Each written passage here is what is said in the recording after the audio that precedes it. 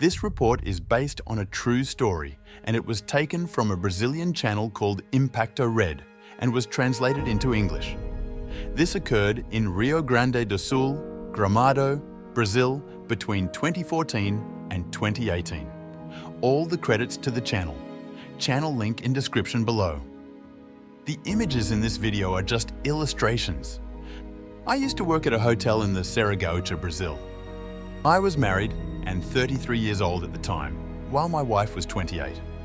We had 2 kids, a 7-year-old boy and a 5-year-old girl. I handled the hotel's shopping list while my wife worked at the reception desk. Our marriage was chill, not loaded with cash, but comfy. Life was good, nothing missing, and our families got along well. We were about to celebrate another year together when suddenly Jessica started acting weird with me. Our schedules were a mess, with shifts making it hard for us to spend time together. For Jessica, working the reception dealing with loads of foreign tourists and being the only one fluent in German on her shift made things even tougher. Sometimes she had to pull double shifts. Jessica, blonde with blue eyes and of German descent, was a real looker, like most gals from around here. I was used to the attention she got, but I was confident, being considered good-looking too, standing tall at 6'1", with blonde hair and green eyes.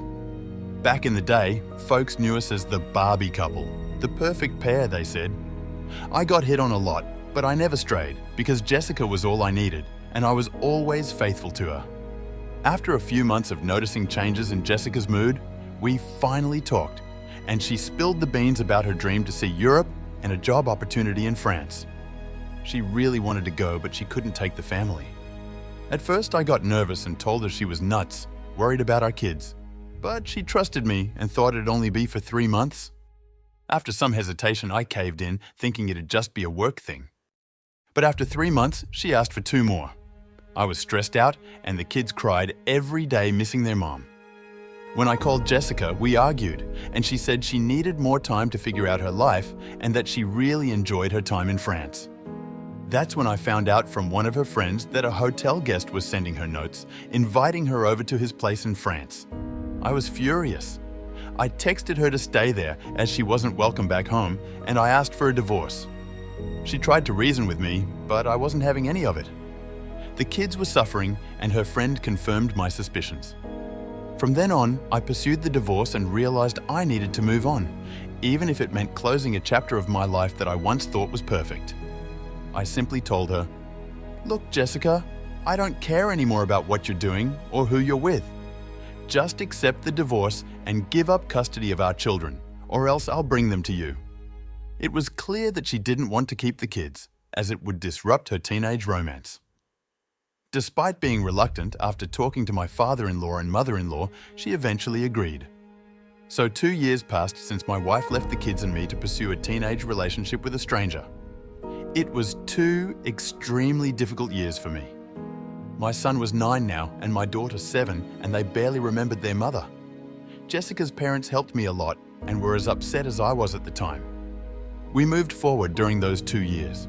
Jessica still called our kids, but it did more harm than good until she realized and stopped calling. Another year passed. I left the hotel where I worked and got a new position as a purchasing manager at another hotel.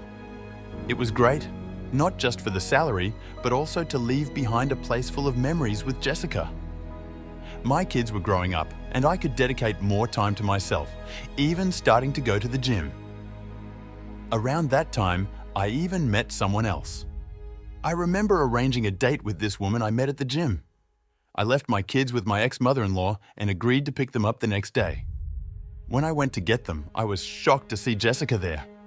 She greeted me awkwardly, looking worn out, about 25 kilograms heavier, with a child of just over a year old in her arms. It had been 3.5 years since I last saw her, and she looked very different.